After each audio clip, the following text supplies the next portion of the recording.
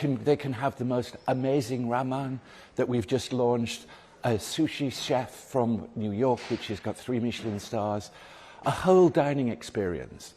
Put across that in terms of what we do in beauty, in terms of our treatment rooms, and all of the work that we do in terms of our hairdressing salon, etc.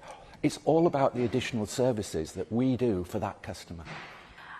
Obviously, during the pandemic, there were fewer shoppers. You rely a lot on international visitors too. Could you tell us, how are you seeing the footfall at this stage? Have you returned to pre-COVID levels? Yeah, we're now back to where we were in 2019 and growing, but we're still missing some significant businesses.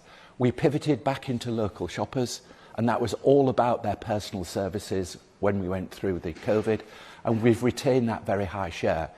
And we're starting to build back the Chinese shopper, which is very important to us. And because of the difficulties in the Middle East, we're missing out on some of our Middle Eastern customers. But we're confident that they'll come back in 2024.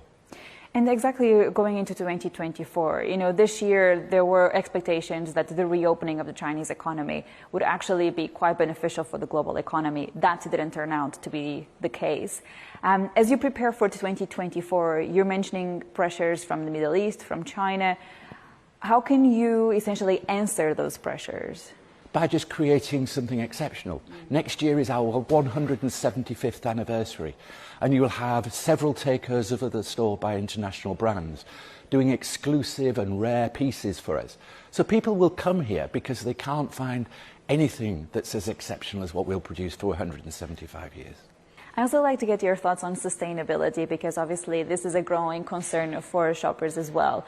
How are Harrods trying to answer those concerns from shoppers? It's at the top of our agenda. So we've got an objective to take all plastic out of our supply chain. We no longer have any form of plastic for packaging.